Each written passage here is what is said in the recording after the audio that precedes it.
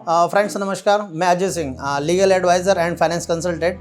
और मैं आज आपसे बात करूंगा 10th-12th के जो बच्चे हैं उनके लिए, जो 10th-12th में स्टूडेंट हैं उनके लिए भी, और जिनके बच्चे जो हैं 10th-12th में हैं उन लोगों के लिए मैं स्पेशली आज बात करने के लिए तुम लोगों को बता रहा हूँ कि कैसा क्या है। आप वीडियो स्किप नहीं करें, लास्ट तक देखेंगे, आपको बहुत पूरा का पूरा इसमें मैं सारी चीज़ें बताने वाला हूँ कि मार्कशीटें जो है लाइफ का भविष्य निर्धारित नहीं करती। क्योंकि जब मैं भी बैक बेंचर्स था, मैं जब पीछे बैठा करता तो सब मुझे कहते थे कि तू 10th नहीं निकल पाएगा, 12th नहीं निकाल पाएगा, तेरे बस का ही नहीं है, एजुकेशन छोड़ दे तू। मेरे जो क्लासमेट्स थे वो भी मेरे साथ सही से बिहेव नहीं करते थे। क्योंकि मेरे नंबर ही कम आते थे। मैं टेस्ट देने बैठता था तो वो बोलते थे क्योंकि मैं पढ़ता कम था, मैं चीज़ों को रीड ज़्यादा करता था, देन मैं क्वेश्चन ज़्यादा करता था। मैं ये कह रहा हूँ कि आपको बिल्कुल भी ये सोचना भी नहीं है आपने कि जो है ना, आपके अगर 10th में नंबर कम आते हैं या फेल हो जाते हैं, या 12th में नंबर कम आते हैं या फेल हो जाते हैं, कि आपकी लाइफ ख़त्म हो गई है। तो यार ये एजुकेशन का जो सिस्टम बना हुआ ना, ये आपको भी समझ में नहीं आएगा कि ये किस लेवल का है और इसको कहाँ तक लेके जाने के लिए गवर्नमेंट भी इसमें बहुत सारी चीज़ें, मैं किसी का नाम नहीं लूँगा, लेकिन मैं आप लोगों से कह रहा हूँ कि आप बिल्कुल मत सोचना कि 10th में आप जो फेल हो गए हैं या 10th में नंबर कम आ गए हैं, 12th में नंबर कम आए हैं, तो आपने जो है ना इसमें राजोपन भी दिया हुआ है और इसमें जो है संस्कृत बोर्ड भी है, इसमें मैनी मोर चीज़ें हैं। कैसे भी करके 12th पास करके और आपको 15 पढ़ना है, मतलब 15 पढ़ गए तो आपको 25,000 की जॉब की गारंटी 100% हो जाती है मेरी तरफ से। क्योंकि यार हमारे साथ के करें MBA होल्डर भी करें, जिसको प्लेटफॉर्म नहीं मिला वो भी फ्री घूम रहे हैं यार। तो आपको टोटल मिला के इन द सेंस मेरा कहने का मतलब यही है कि आप जब 10th में नंबर कम आए या फेल हो जाएँ, स्पेशली मदर फादर्स के लिए भी कह रहा हूँ, बिल्कुल भी एक्सपेक्टेशन ऐसा बच्चों पे ना थोपे जाएँ कि वो जो है ना डिप्रेशन में चले जाएँ या सुसाइड करने के लिए चले जाएँ।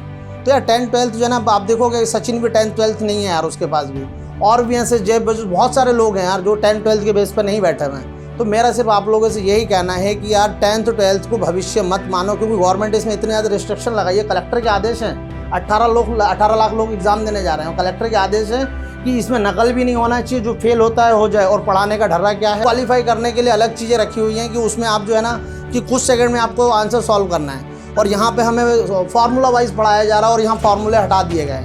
तो यार एजुकेशन सिस्टम जो क्वालिफाई करना है ना, तो नकल जो है ना आप होने से तो बिल्कुल आप भूल जाओ कि नकल कोई कराने वाला है आपको। और जो नकल के भरोसे बैठे हैं तो वो तो बिल्कुल एग्ज़ाम देने जाओ मत। मेरा ये मानना है कि आप जो है ना कुछ समय के लिए, अभी तक आपने जो करा सब सेकेंडरी है, आप सिर्फ इतना करो कि रट्टू तोते की तरह बुक उठाओ और उसको रीड कर लो, सारे क्वेश्चन आंसर आपने याद करके जाने हैं। और ये सब ईजिली है, 2 घंटे बैठेंगे मेरे हिसाब से, मॉर्निंग में 4 से 6 बैठोगे ना तो एग्ज़ाम क्वालिफाई हो जाएगा यार। और मैंने खुद वैसे ही करा यार।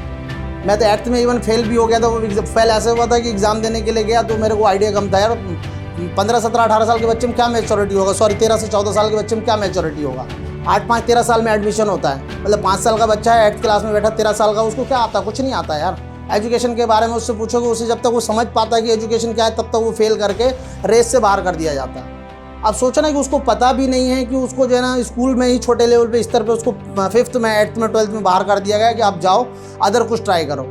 तो मेरा ये मानना है कि बच्चों को 10th-12th के बेस पे टॉर्चर ना करें। और भी बहुत सारे एग्ज़ाम हैं जिसमें वो कैसे भी करके 15 पढ़ाना बच्चों को। माँ बाप से भी यही कहूँगा, जिनके बच्चे वीक हैं वो बच्चों पर प्रेशर ना करें। उनको और भी संस्थाएं हैं जैसे उनको 10th-12th में पास करना है, 12th पास कराओ, देन ग्रेजुएशन में एडमिशन कराओ। जब ग्रेजुएशन में एडमिशन के लिए आप जाओगे तो उसको मैच्योरिटी आ चुकी होगी, अब मुझे क्या करना है। 7 सिटी ये मैं अपने ऊपर बता रहा हूँ कि जब चीज़ें मेरे साथ घटित हुई थी तब मुझे तकलीफ किया था। देन बाद में जब मैं आज यहाँ पहुँचा हूँ, 2 डिग्री लिया है मैंने, आप मानोगे। देन मैंने 3 साल का डिग्री वहाँ लिया और देन मैं आज लॉयर हूँ, वकील भी हूँ, फाइनेंस कंसल्टेंट भी, प्रॉपर्टी ब्रोकर, मैनी मोर चीज़ सेगमेंट से पैसा कमा रहा हूँ। लेकिन यार कहीं भी मार्कशीट काम नहीं आ रही है। स्किल्स है तो आप लोग आगे चले जाओगे, तो स्किल डेवलप करो। आप बिल्कुल ये मत सोचो कि अभी 10th में कैसा, अभी पढ़ाई नहीं करिए, घबराओ बिल्कुल नहीं। बुक उठाओ और तोते की तरह रटो।